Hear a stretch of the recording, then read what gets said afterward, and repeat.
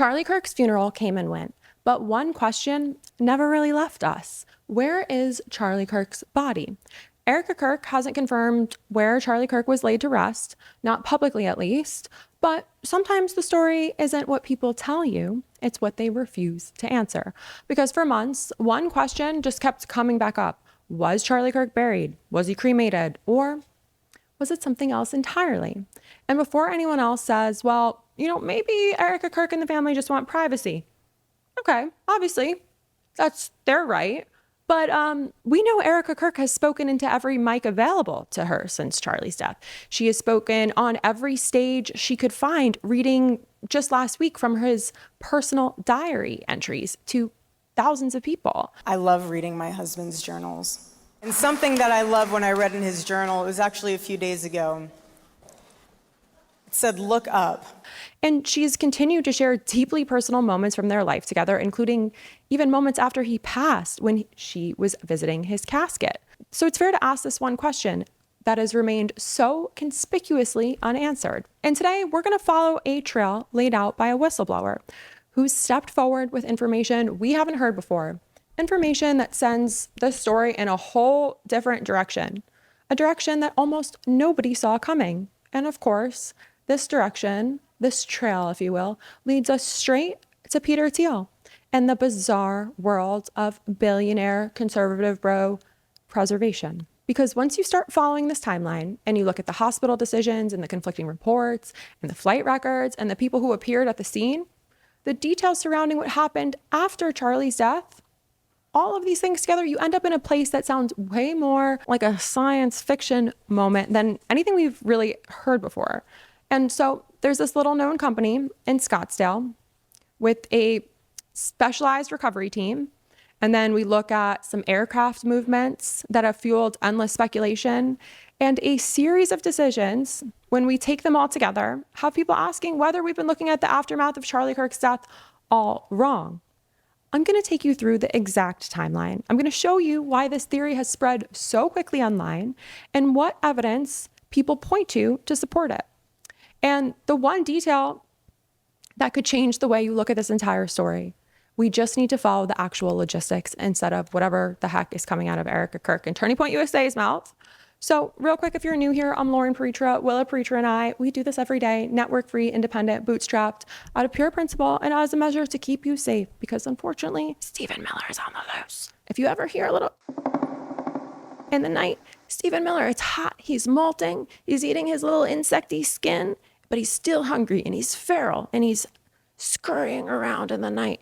And the only way to stay safe is subscribing, following us wherever you get your podcast, leaving us a comment, 6 words or more, leaving us a 5-star rating wherever you listen or watch, and hyping this video, sharing it with a friend. All of these actions really piss him off. And when he gets pissed off, he can't really scurry as fast. And it's going to create a protective barrier between you and your home and Stephen Little Bitch Miller, okay? It all starts with the Scottsdale connection. A former employee leaked some damning details, and we've also gotten access to the operational protocols for a company called Alcor.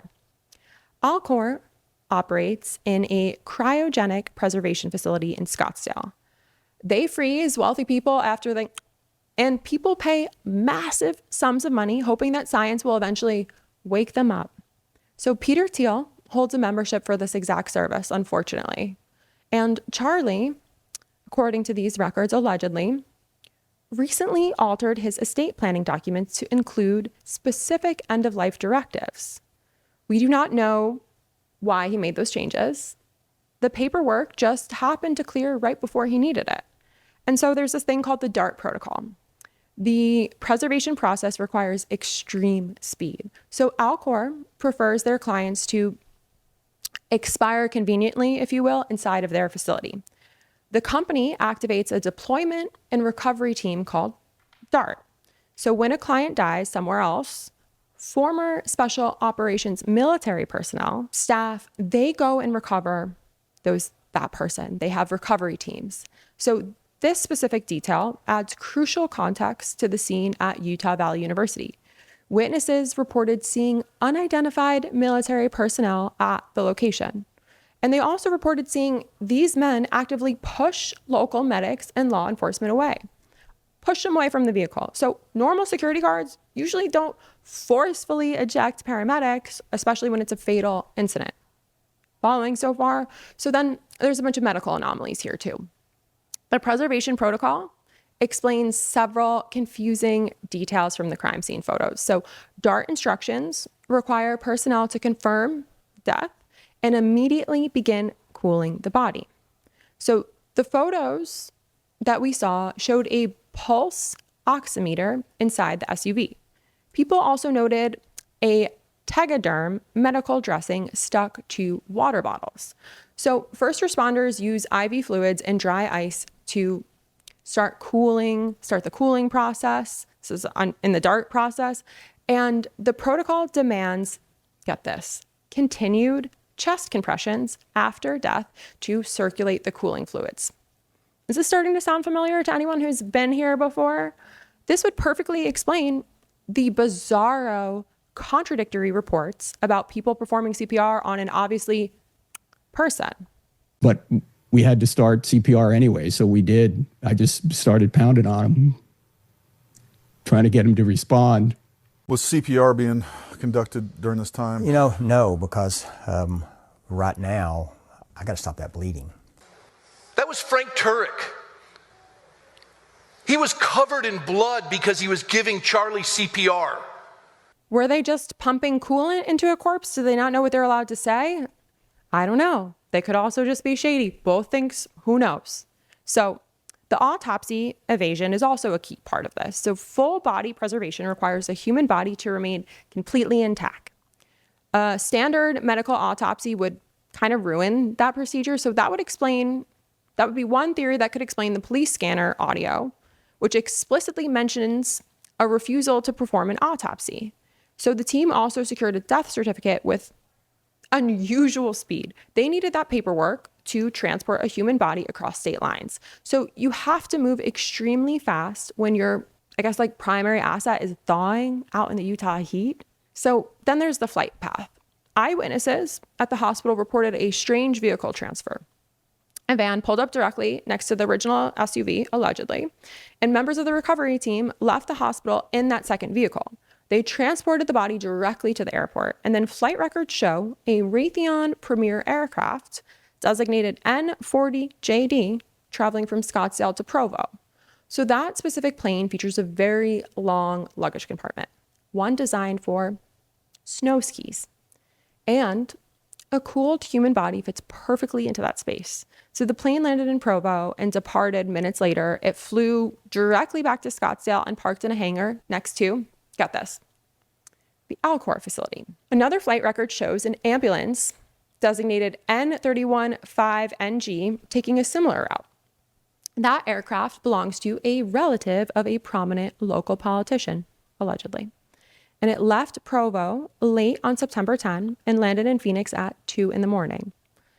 Either aircraft could have transported a mobile preservation unit, but private medical jets, private PJs do not normally make midnight cargo runs if it's a traditional funeral. And then we have Erika's behavior. So these logistical steps may explain Erika's behavior in a different light, why she's been so calm and so razzle-dazzle at the memorial events, the t-shirt cannon gun, all of it. She released even that highly produced video showing herself standing over the casket with Charlie's hands visible. She told reporters she wanted a place to visit him with her family. At the Alcor facility, you can easily schedule family visits, and that is in Scottsdale. Erika was also photographed near the Scottsdale airport on the morning the flight returned. This is where it gets real sci-fi, the transhumanist beliefs part. So the entire operation here reflects a very deep commitment to what's known as transhumanism. Wealthy, conservative billionaires, often, not that Charlie Kirk was a billionaire, to be specific here, wealthy conservatives, billionaires, and then maybe others, often discuss preserving their consciousness or eventually conquering death. Make heaven crowded. Heaven cella, Jesus cella. Kids will meet him again. All these weird things kind of start to like kind of make a little bit more sense maybe. Charlie spent years lecturing his audience about religious freedom and traditional values. Erika Kirk took it in a whole new megachurch direction from what we can gather. But like his final arrangements might suggest he actually placed his faith in experimental cryogenics. Did somebody else make that decision for him? Did he make that decision? We do not know who officially executed this plan or if this plan was officially executed. But these receipts, things kind of point directly to him potentially being in a refrigerated tank in Arizona. We don't know. I want to know what you guys think. Do you think Charlie Kirk is frozen in a tank? Do you think that's what, like, could this explain the bizarro behavior? Could this explain why no public records could find anything on a burial site, on a plot of land? I know some of y'all thought he was buried on a golf course, Trump style. I want to know what other evidence you've seen that could support this. This is a weird one, but I don't think this is the last we're going to be hearing about it. So let me know in the comments. I want to hear from you. I want to hear from the Charlie Kirk stans, the haters, all of it. And we'll be back with more.